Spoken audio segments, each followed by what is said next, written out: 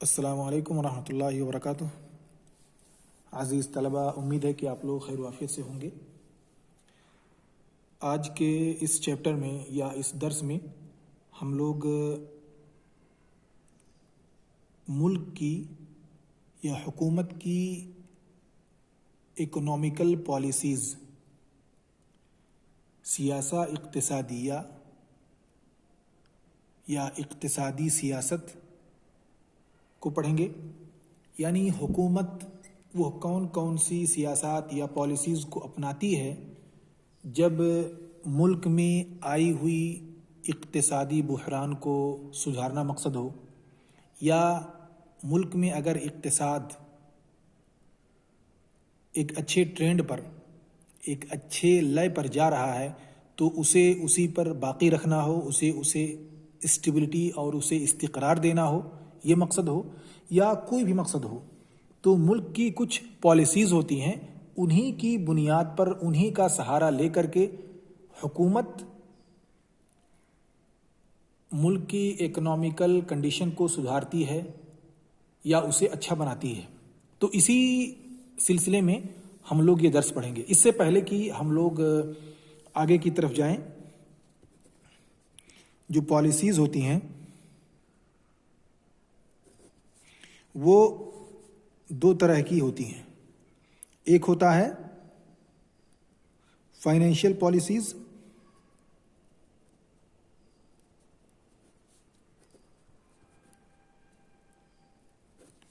और दूसरा इसे हम फिजिकल पॉलिसी भी कहते हैं।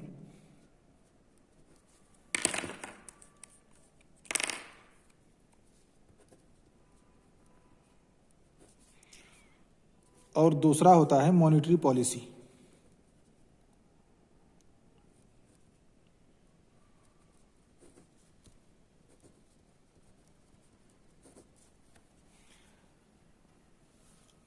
अब फिजिकल पॉलिसीज़ या मॉनेटरी पॉलिसीज़ ये होते क्या हैं,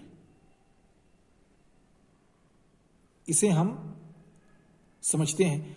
अब फिजिकल पॉलिसीज़ या फाइनेंशियल पॉलिसीज़ ये हैं कि हुकूमत अपने पास आए हुए पैसों को कैसे इस्तेमाल करे।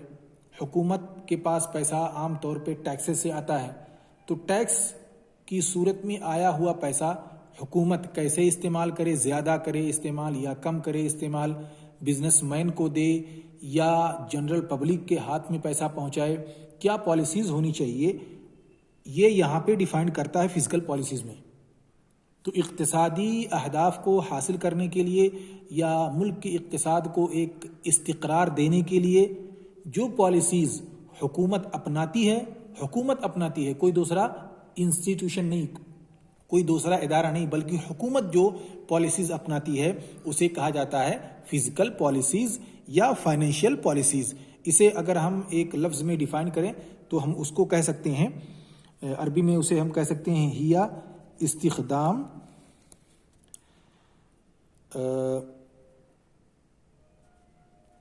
अल इन्फ़ाक़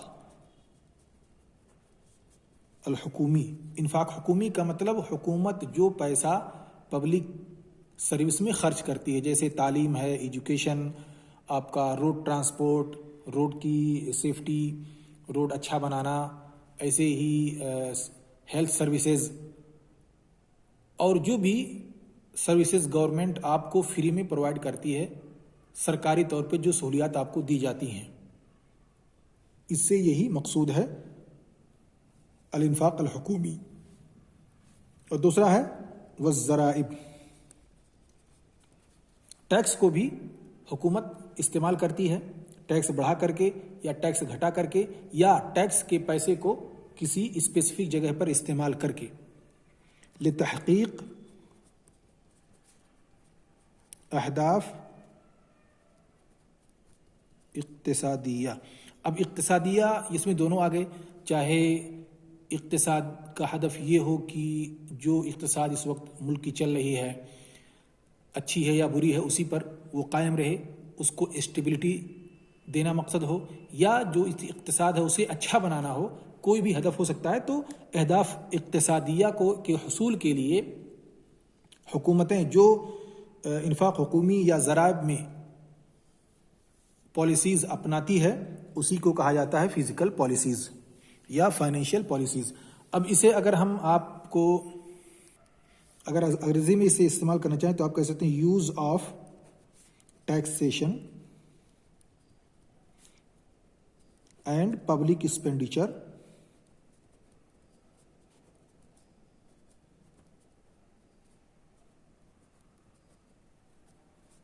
use of taxation and public expenditure by the government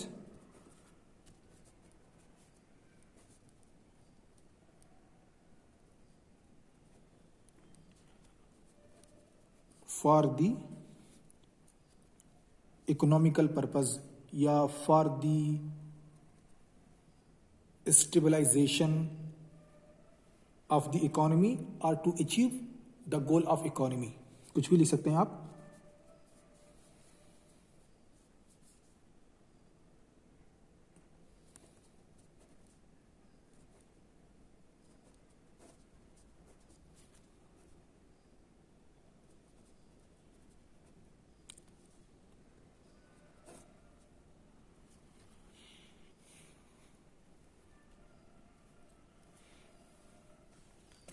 तो ये हमारा मकसद होता है फिजिकल पॉलिसीज में, ये हुकूमत करती है। अब जहां तक मॉनेटरी पॉलिसी का मतलब हुआ, तो ये मॉनेटरी पॉलिसी ये कौन अपनाती है? आरबीआई, सेंट्रल बैंक, किसी भी मुल्क का सेंट्रल बैंक। एग्जांपल के तौर पे RBI, reserve bank of India. तो रिजर्व बैंक ऑफ इंडिया ये यहां पे मॉनेटरी पॉलिसी अपनाती है, जबकि इंडियन गवर्नमेंट फिजिकल पॉलिसी अपनाती है कि उसके पास जो पैसा आया है टैक्स की शक्ल में, या उसके पास जो इन्वेस्टमेंट थे गवर्नमेंट के, उनको कैसे, कहाँ, कब, कितना खर्च किया जाए, कैसे खर्च किया जाए, कितना पैसा इकट्ठा किया जाए टैक्स के जरिए से, टैक्स को बढ़ाया जाए या घटाया जाए, टैक्स को किन पर ज़्यादा किया जाए, बिजनेसमैन पे ज़्यादा किया जाए या पब्लिक पे ज़्यादा किया जाए, कहाँ किस सेक्टर में टैक्स को बढ़ाया जाए घटाया जाए, ये सारी चीज़ें, ये सारी पॉलिसीज़ हुकूमत अपनाती है। और आरबीआई मॉनेटरी पॉलिसी अपनाती है। मॉनेटरी पॉलिसी का मतलब ये हुआ जो चीज़ पैसे से रिलेटेड है, जो चीज़ पैसे से रिलेटेड है, करेंसी से रिलेटेड सारी चीज़ों को आरबीआई गवर्न करती है, आरबीआई देखती है। अब जैसे नोट का छापना, ये आरबीआई करेगी, कितना नोट छापा जाए ना छापा जाए इसका फैसला आरबीआई करेगी। ऐसे ही इंटरेस्ट जो चार्ज लगाना है बैंकों पे, कि बैंक कितने % पर लोगों को कर्ज दें, या बैंक ने जो पैसा कहीं पर एक दूसरे के यहाँ जमा कर रखा, क्योंकि बैंक जो होते हैं आपस में एक दूसरे से इंटर रिलेटेड होते हैं, एक दूसरे से जुड़े हुए होते हैं। तो ये बैंक आपस में एक दूसरे के यहाँ जो पैसा जमा करते हैं, इन पर कितना इंटरेस्ट होना चाहिए। ऐसे ही ये बैंक जो गवर्नमेंट के पास पैसा जमा करते हैं, या बैंक जो गवर्नमेंट से ट्रेजरी बिल खरीदते हैं, इस पर कितना इंटरेस्ट होना चाहिए, ये सारी चीज़ें आरबीआई फिक्स करती है, आरबीआई इसका फैसला करती है। तो मॉनेटरी पॉलिसी आपको चला जाएगा central bank of the country, कोई भी बैंक हो, जैसे सऊदी में मुअस्ससतुन नक़दुल अरबी अस्सऊदी, इसको देखेगी। ऐसे ही मलेशिया में बैंक नगारा मलेशिया, BNM बैंक नगारा मलेशिया, वो देखेगी। ऐसे ही नेपाल के मामले में राष्ट्रीय बैंक नेपाल, वो देखेगी इसको, नेपाल राष्ट्रीय बैंक NRB। तो मॉनेटरी पॉलिसीज को जो गवर्नमेंट, जो सेंट्रल बैंक होता है गवर्नमेंट का, वो देखती है, और फिजिकल पॉलिसी ये गवर्नमेंट देखती है। अमेरिका के मामले में फेडरल रिजर्व बैंक, ये गवर्नमेंटेड बैंक नहीं है, ये एक अलग सेक्टर बैंक है, लेकिन ये गवर्नमेंट का काम ही करती है। जैसे आरबीआई इंडिया में है, वैसे फेडरल रिजर्व बैंक जो है वो आरबीआई का काम करती है अमेरिका के लिए। तो हर मुल्क में एक सेंट्रल बैंक होता है, चाहे वो गवर्नमेंट के अंडर में हो या गवर्नमेंट के अंडर में ना, बल्कि गवर्नमेंट की सुपरवाइजरी में हो, लेकिन हर मुल्क में सेंट्रल बैंक होता है, और वहीं से सारी चीज़ें और मॉनेटरी पॉलिसीज का इसदार होता है। तो अब हम आते हैं इस टॉपिक पे और इसको पढ़ते हैं कि इसके अहदाफ क्या हैं, इसके ऑब्जेक्टिव्स क्या हैं।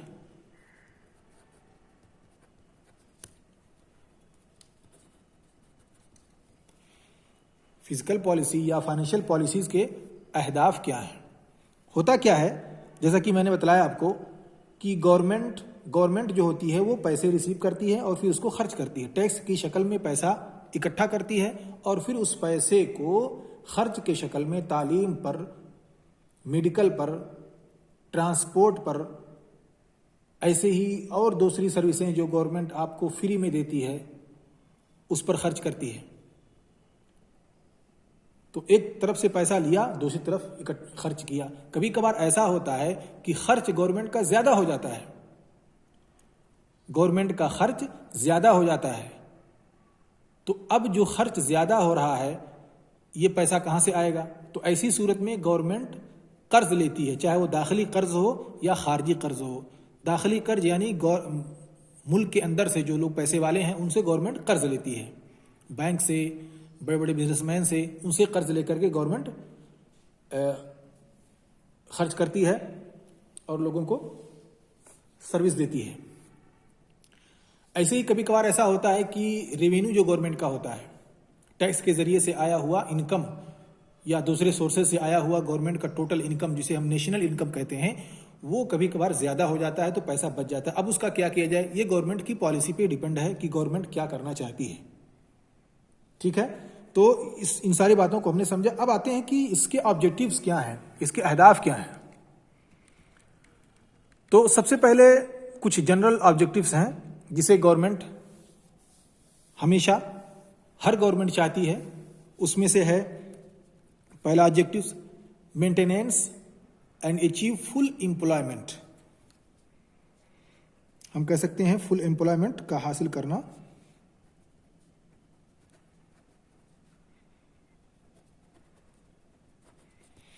फुल एम्प्लॉयमेंट का हसूल गवर्नमेंट की अहदाफ में से होता है। गवर्नमेंट के अहदाफ में से है कि मुल्क में रोजगारी बढ़े, मुल्क में बेरोजगारी खत्म हो। और दूसरा टारगेट होता है या दूसरा हदफ जो गवर्नमेंट का होता है वो होता है stability of forex. Forex exchange मतलब ये यानी फॉरेन एक्सचेंज। जो गवर्नमेंट, आप जानते हैं कि इंडिया की करेंसी रियाल के मुकाबले में छोटी होती है, बड़ी होती है, डॉलर के मुकाबले में घटती है, बढ़ती है। इसको एक स्टेबिलिटी देना, इसको इस्तिक़रार देना और इसको एक साबित नंबर पे रोके रखना, ये गवर्नमेंट के मेन अहदाफ में से भी होता है। कहीं ऐसा ना हो कि अभी इस वक्त देखिए 72-71 के आसपास रुपया है डॉलर के मुकाबले में, ऐसे ही 19 और 20 के आसपास है सऊदी रियाल के मुकाबले में। तो पहले आप देखें 2012 और 11 में, 2012-11 में एक रियाल का 12 रुपया होता था तकरीबन, लेकिन अभी इस वक्त देखिए 8 रुपया ज्यादा हो गया तकरीबन 8 सालों में। तो ऐसा क्यों हो रहा है? गवर्नमेंट इसको क्यों नहीं संभाल पा रही है? ये गवर्नमेंट यहाँ पे फेल हो रही है, इसको यहाँ पे इस चीज को संभालना है। इसके बहुत सारे टूल्स हैं जिसको हम लोगों ने डिस्कस किया था कि एक होता है इंपोर्ट और दूसरा है एक्सपोर्ट। इंपोर्ट जब हम मुल्क में कोई सामान मंगाते हैं और एक्सपोर्ट जब हम अपने मुल्क से दूसरे मुल्क में भेजते हैं, अपने मुल्क के सामान को दूसरे मुल्क बेचते हैं। इनमें अगर तजाद है, यानी एक ज्यादा एक कम है, एक माइनस और एक प्लस में है, एक सरप्लस में दूसरा डिफिसिट में है, तो हमारी करेंसी जो है वो स्टेबल नहीं रह पाएगी। हमें कोशिश ये करना है कि हमेशा हमारा एक्सपोर्ट जो है वो ज्यादा हो, इंपोर्ट हमारा कम हो। हम मुल्क से ज्यादा सामान दूसरे मुल्कों में भेजें और दूसरे मुल्कों से सामान हमारे मुल्कों में कम आए। ऐसी सूरत में ये होगा कि जो पेमेंट होगा, इसको एग्जाम्पल से समझें कि जब हम मिसाल के तौर पर हमने कोई टेक्नोलॉजी अमेरिका से खरीदी तो अमेरिका कहेगा कि हमको पेमेंट डॉलर में दीजिए, तो अब हमको डॉलर खरीदना पड़ेगा। और आप जानते हैं कि जिस चीज़ का डिमांड बढ़ेगा उसकी कीमत बढ़ेगी, तो हम डॉलर लेंगे अपने रुपए से खरीदेंगे डॉलर, फिर उस डॉलर को अमेरिका में पेमेंट करेंगे। तो अमेरिकी डॉलर की डिमांड बढ़ेगी और करेंसी हमारी नेपाल, हमारी इंडिया की, वो उसकी घटेगी। इस तरह से उसका वैल्यू भी जो है कम हो जाएगा। लेकिन अगर उसका उल्टा हो जाए, मिसाल के तौर पर हमने अमेरिका में गेहूं, चावल, दाल वगैरह या कोई नई टेक्नोलॉजी को अमेरिका में हमने एक्सपोर्ट किया, हमने हमारे ये सादरात जो थे वो बढ़ा दिए गए। अब अमेरिकी कंपनीज जो हैं वो, हम उनको कहेंगे कि आपको डॉलर में नहीं बल्कि आपको रुपया में पेमेंट करना है। तो अब अमेरिकी कंपनीज रुपया खरीदेंगी डॉलर दे करके, और जब रुपया खरीदेंगी, रुपए का डिमांड करेंगी, तो रुपए का डिमांड बढ़ेगा, और जब रुपए का डिमांड बढ़ेगा तो इस तरह से उसकी वैल्यू भी बढ़ेगी। तो यहाँ पे गवर्नमेंट की पॉलिसी ये होती है कि हमेशा प्राइस को मेंटेन रखे, प्राइस को बराबर रखे, एक उसमें स्टेबिलिटी दे। तो दूसरा मकसद ये होता है। तीसरा ये होता है कि उसी से रिलेटेड है। तीसरा जो था, मैंने बताया कि एक बैलेंस ऑफ पेमेंट होना चाहिए, यानी एक्सपोर्ट और इंपोर्ट दोनों बराबर होना चाहिए। ऐसा ना हो कि हम एक्सपोर्ट ज़्यादा करें, इंपोर्ट कम करें, या इंपोर्ट ज़्यादा करें, एक्सपोर्ट कम करें, ऐसा ना हो। बल्कि हमारी कोशिश ये हो कि एक स्टेबिलिटी बनी रहे, हमारा बैलेंस ऑफ पेमेंट जो है वो बराबर रहे इंटरनेशनल तौर पे। तीसरा होता है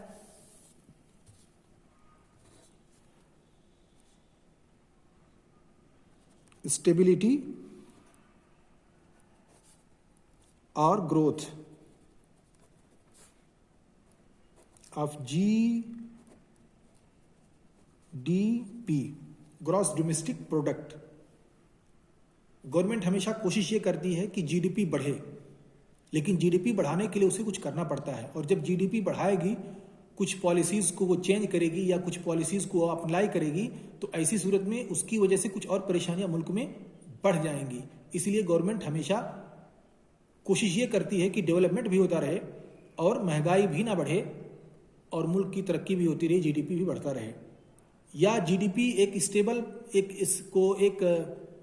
एक ग्रोथ रेट पर वो कायम रखना चाहती है। मान लीजिए हर साल इंडिया की जीडीपी जो ग्रोथ रेट है वो 5 है, तो अब गवर्नमेंट कोशिश ये करेगी कि ऐसे पॉलिसीज को अपनाए या ऐसे पॉलिसीज को रद्दोबदल करती रहे जिससे 5% ग्रोथ रेट जो है वो मेंटेन रहे, बराबर रहे, स्टेबल है, उसमें चेंजिंग ना आए। कम ना हो, ज्यादा हो जाए कोई बात, लेकिन कम ना हो। इसलिए उसके लिए भी उसे तरह तरह की पॉलिसीज अपनानी पड़ती है इस चीज को हासिल करने के लिए। तो पॉलिसीज को अपनाने का मकसद भी ये होता है कि मुल्क में जो है जीडीपी ग्रोथ या स्टेबिलिटी बाकी रहे। ये जो थे वो मेन टारगेट्स हैं। ऐसे ही चौथा टारगेट होता है गवर्नमेंट का कि जो शेयर मार्केट है उसमें भी स्टेबिलिटी बाकी रहे।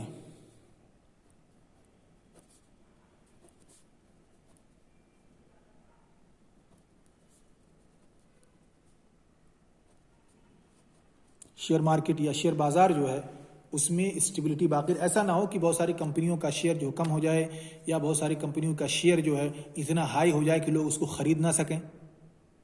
और जब किसी चीज़ की प्राइस हाई हो जाएगी, लोग उसको खरीद नहीं पाएंगे, तो लिक्विडिटी प्रॉब्लम आ जाएगी, यानी सुयूला लोगों के पास नहीं रहेगा। जब लोग खरीदेंगे बेचेंगे तो हर एक के पास पैसा आता जाता रहेगा, मुल्क में करेंसी दौड़ती रहेगी, यहाँ से वहाँ, वहाँ से यहाँ, यहाँ से वहाँ, वहाँ से यहाँ। लेकिन जब सारी चीज़ें महंगी हो जाएंगी, कोई नहीं खरीद पाएगा, ना कोई बेच पाएगा, तो पैसा जिसके पास है उसी के पास रह गया। तो एक शख्स के पास पैसा रुक जाता है, और जब पैसा रुक जाता है तो यही मुल्क में परेशानी का बाइस बन जाता है, क्योंकि सारी चीज़ें ठप हो जाती हैं, रुक जाती हैं। जैसे आपने देखा कि डिमोनेटाइजेशन के मौके पर बहुत सारे लोगों को सैलरी नहीं दे पा रहे थे, बहुत सारे लोगों को काम पर नहीं बुला पा रहे थे। उसकी वजह ये थी कि पैसा जो था वो टोटल का टोटल बैंकों के पास रुक गया था, लोगों के हाथों में पैसा नहीं रह गया, क्योंकि गवर्नमेंट ने कह दिया कि आपके पास जो पैसा है पुरानी करेंसी में टोटल ला करके बैंकों को दे दीजिए। अब जब बैंकों में सारा का सारा पैसा पहुंचा, मार्केट में लिक्विडिटी, सुयूला, नकदिया कम हुआ, लोग इस काबिल नहीं रहे कि लोगों को काम पर बुलाएं या कोई चीज़ खरीदें या कोई चीज़ बेचें, क्योंकि लोगों के पास पैसा ही नहीं है।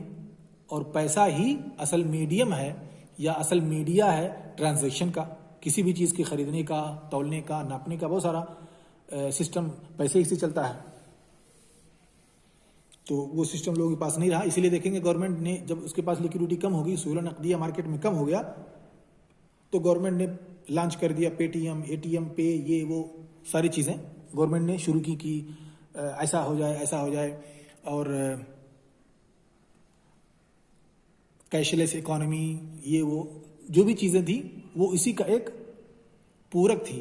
यानी जो परेशानी आ रही थी उसे कैशलेस इकोनॉमी के ज़रिए से दूर करने की कोशिश की गई, क्योंकि मार्केट में लोगों के पास पैसा नहीं था, हाथ में पैसा नहीं था, करेंसी नहीं थी। तो उन्होंने कहा कि करेंसी या सुयूला को इस तरह मेंटेन किया जा सकता है कि लोग ऑनलाइन पेमेंट करें, ऑनलाइन सामान खरीदें। आप जाइए, आपके बैंक में पैसा, चूंकि हाथ में नहीं पैसा है, बैंक में पैसा है, इसलिए बैंक से आप दूसरे को ट्रांसफ़र कर दीजिए। तो इस तरह से भी उस परेशानी को कवर करने की कोशिश की गई।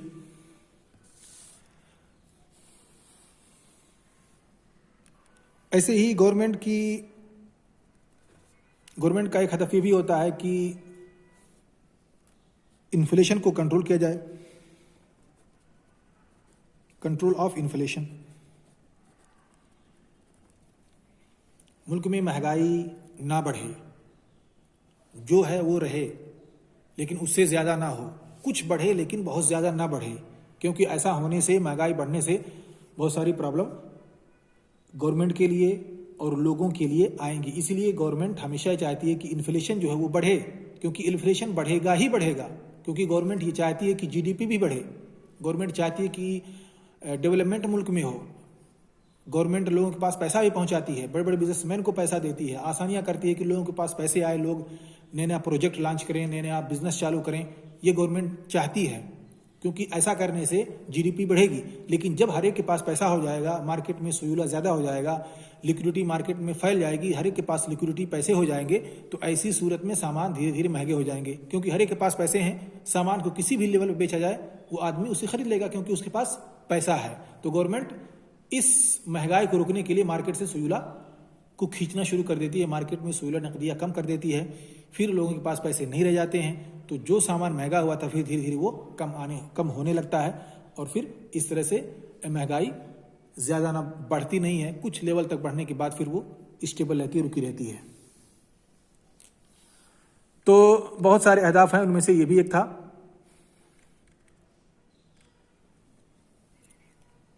तो ये सारे अहदाफ जो होता है वो गवर्नमेंट फिजिकल पॉलिसी को अपना करके हासिल करती है। तो ये चंद अहदाफ थे जो गवर्नमेंट हसूल करने के लिए फोकस करती है। अब हम इंशाअल्लाह अगले दर्स में पढ़ेंगे कि वो कौन कौन से सियासत हैं, गवर्नमेंट कैसे करती है।